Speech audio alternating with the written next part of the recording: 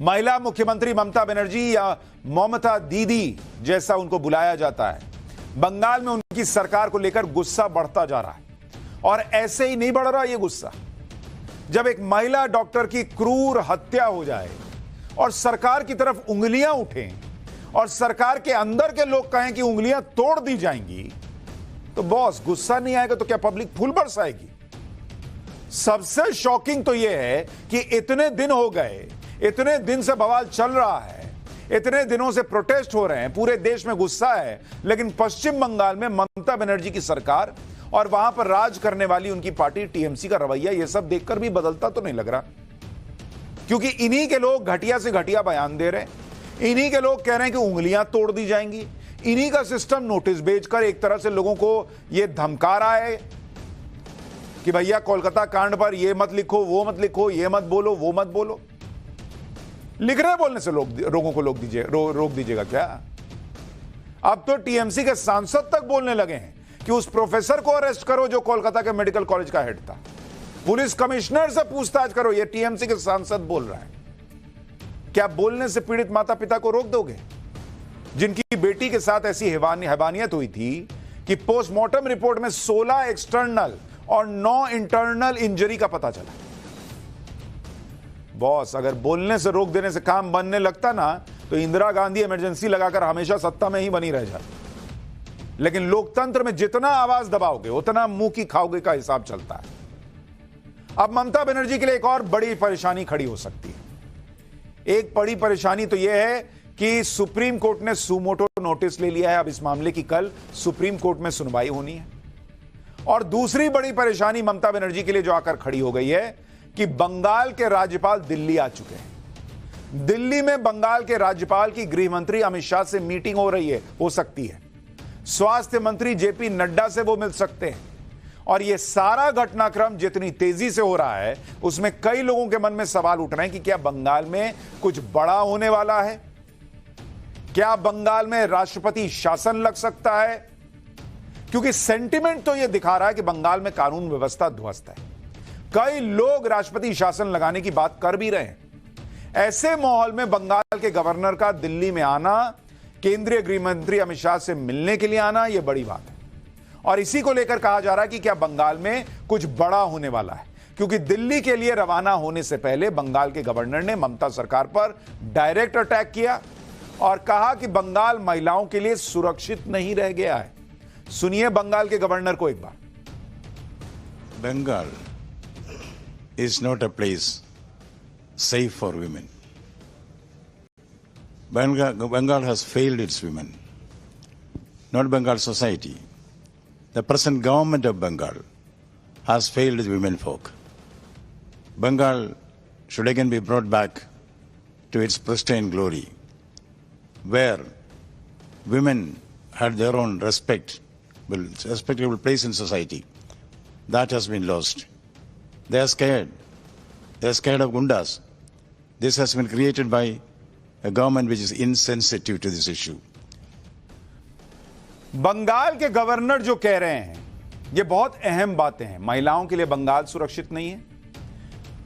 बंगाल की सरकार इनसेंसिटिव है, वो लोगों की बातें शायद समझ नहीं रही। और गवर्नर का ये कहना कि भाई बंगाल महिलाओं के लिए सुरक्षित नहीं है, सीधा सीधा मतलब लॉ एंड ऑर्डर फेल हो गया। लॉ एंड ऑर्डर फेल हो गया तो राष्ट्रपति शासन लगने के लिए जमीन तो यही होती है कि भाई लॉ एंड ऑर्डर फेल है, एक जमीन ये भी होती है। और गवर्नर ही सिफारिश करते हैं कि लॉ एंड ऑर्डर खत्म है बॉस, यहां राष्ट्रपति शासन लगाया जाना चाहिए। तो राष्ट्रपति के बयान के, माफ कीजिएगा, राज्यपाल के बयान के कई बहुत अहम मायने। लेकिन क्या राष्ट्रपति शासन लग सकता है? क्या ग्राउंड कोलकाता में दिख रहा है? पहले राष्ट्रपति शासन में क्या हुआ था जब लगा था? यह सब आज आपको बताऊंगा। क्योंकि कोलकाता कांड के बाद सब यही कह रहे हैं कि बंगाल में कानून व्यवस्था का ये कैसा हाल है। एक तो अस्पताल जैसी जगह में लेडी डॉक्टर का रेप और मर्डर, फिर उसी अस्पताल में गुंडे घुसकर तोड़फोड़ कर देते हैं। ऐसे में लोग सवाल उठा रहे हैं कि जब इतनी खराब हालत है तो फिर राष्ट्रपति शासन लग क्यों नहीं रहा। इसके बारे में आपको डिटेल में आगे बताऊंगा कि किन हालात में राष्ट्रपति शासन लगता है। लेकिन पहले यह देखना जरूरी है कि बंगाल में चल क्या रहा है, क्यों लोगों को लग रहा है कि राष्ट्रपति शासन लग जाना चाहिए, क्यों वहां बड़े बड़े लोगों पर सवाल उठ रहे हैं, जिनमें दो अहम कैरेक्टर ऐसे हैं जिनको लेकर लगातार सवाल उठ रहे हैं। इनमें से एक कैरेक्टर है आरजी कर मेडिकल कॉलेज के पूर्व प्रिंसिपल संदीप घोष। घटना के बाद संदीप घोष की भूमिका पर लगातार सवाल उठे हैं। संदीप घोष पर ममता की मेहरबानी को लेकर भी सवाल उठे हैं। दूसरा अहम किरदार है कोलकाता के पुलिस कमिश्नर विनीत गोयल, जिनके काम करने के तरीके को लेकर सवाल उठ रहे हैं। पीड़ित परिवार के लोगों के साथ टीएमसी के सांसद भी कमिश्नर पर गंभीर सवाल खड़े कर रहे हैं और ये दोनों बहुत अहम किरदार हैं। सबसे पहले बात करते हैं कोलकाता पुलिस कमिश्नर विनीत गोयल के बारे में। रेप और मर्डर कांड के बाद से ही कोलकाता पुलिस कमिश्नर विनीत गोयल चर्चा में। कमिश्नर के काम करने के तरीकों को लेकर सवाल खड़े हो रहे हैं और यह सवाल हम नहीं बल्कि खुद तृणमूल कांग्रेस के सांसद उठा रहे हैं। तृणमूल कांग्रेस के सांसद सुखेंदु शेखर ने सोशल मीडिया पर एक पोस्ट के जरिए कोलकाता रेप और मर्डर कांड पर कुछ सवाल खड़े किए। टीएमसी सांसद सुखेंदु शेखर ने लिखा कि जांच के लिए पुलिस कमिश्नर और पूर्व प्रिंसिपल को कस्टडी में लेकर पूछताछ करना जरूरी है। पूछताछ से पता चलेगा कि आत्महत्या की कहानी किसने फैलाई, सेमिनार हॉल की दीवार किसने गिरवाई, आरोपी संजय रॉय को इतना ताकतवर किसने बनाया, क्यों 3 दिन बाद स्निफर डॉग का इस्तेमाल हुआ। इस तरह के सैकड़ों सवाल हैं जिसके जवाब इन दोनों लोगों से लेने चाहिए, ये टीएमसी के सांसद कह रहे हैं। टीएमसी सांसद सुखेंदु शेखर ने जो बात कही उसे बंगाल में कहने के लिए बड़ी हिम्मत चाहिए, क्योंकि बंगाल में कहा यही जाता है कि ममता बनर्जी और उनकी सरकार या पुलिस के खिलाफ बोलने का मतलब बहुत बड़ा रिस्क ले लेना है। लेकिन कोलकाता कांड में जिस तरह की बातें सामने आई उसमें हर कोई तो चुप नहीं रह सकता, फिर चाहे वो ममता बनर्जी की पार्टी का ही क्यों ना हो। सुखेंदु शेखर जैसे नेता भी होते हैं जो हर रिस्क को समझकर भी खुलकर बोल रहे हैं। और ये रिस्क क्या है, ये तुरंत दिख भी गया, क्योंकि सुखेंदु शेखर ने कमिश्नर पर सवाल उठाए तो फौरन नोटिस आ गया। सुखेंदु शेखर को अपनी गिरफ्तारी का डर है, इसलिए सुखेंदु शेखर ने कलकत्ता हाईकोर्ट का रुख कर लिया है। इससे पहले टीएमसी नेता शांतनु सेन ने भी कोलकाता रेप और मर्डर को लेकर सोशल मीडिया पर कुछ लिखा था, तो टीएमसी ने शांतनु सेन को प्रवक्ता पद से हटा दिया।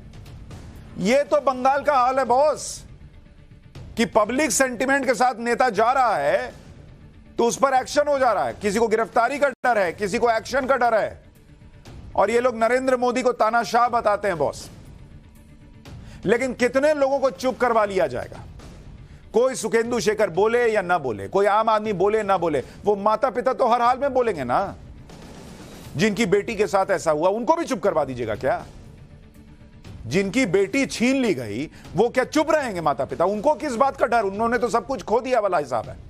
राष्ट्रपति शासन कैसे लगता है इसके बारे में पुराने कुछ केसेस के जरिए आपको समझाता हूं। जैसे 6 दिसंबर 1992 को अयोध्या में विवादित ढांचा गिरा दिया गया। घटना की जिम्मेदारी लेते हुए तत्कालीन सीएम कल्याण सिंह ने इस्तीफा दिया। उसके बाद उत्तर प्रदेश में राष्ट्रपति शासन लगा दिया गया। 15 दिसंबर 1992 को मध्य प्रदेश, राजस्थान और हिमाचल प्रदेश में भी राष्ट्रपति शासन लगा दिया गया। कहा गया कि इन राज्यों में संवैधानिक व्यवस्था खतरे में है और कानून व्यवस्था खराब हो सकती है, इसलिए राष्ट्रपति शासन लगाया गया। ऐसे ऐसे राष्ट्रपति शासन लगे हैं इस देश में कि कहीं खराब हो जाएगी कानून व्यवस्था, इस नाम पे राष्ट्रपति शासन लग गया। पब्लिक पूछ रही बंगाल में ऑलरेडी खराब है, लगता क्यों नहीं? अक्टूबर 1990 में कर्नाटक में राष्ट्रपति शासन लगा था। तब कर्नाटक में सांप्रदायिक हिंसा हुई थी। उस समय कर्नाटक में कांग्रेस की सरकार थी। कांग्रेस ने कर्नाटक में लीडरशिप चेंज करने की कोशिश शुरू की, लेकिन इस दौरान कई नेताओं ने बगावत कर दी और कैबिनेट पूरी तरह से बिखर गई, जिसके बाद राज्य में राष्ट्रपति शासन लगा दिया गया। इंदिरा गांधी का तो इतिहास भरा है राष्ट्रपति शासन लगाने को लेकर। सबसे ज्यादा राष्ट्रपति शासन कांग्रेस के जमाने में प्रधानमंत्रियों ने लगाए। लेकिन पब्लिक पूछ रही है कि मोदी जी कब लगाएंगे बंगाल में राष्ट्रपति शासन? क्या बंगाल में लॉ एंड ऑर्डर का फेलियर नहीं है? संदेश खाली हो जाता है, पोस्ट पोल वायलेंस हो जाता है। अब ये कोलकाता की घटना हो गई। क्या ऐसा होगा जब कोलकाता में बंगाल में राष्ट्रपति शासन लगेगा? ये पब्लिक पूछ रही है।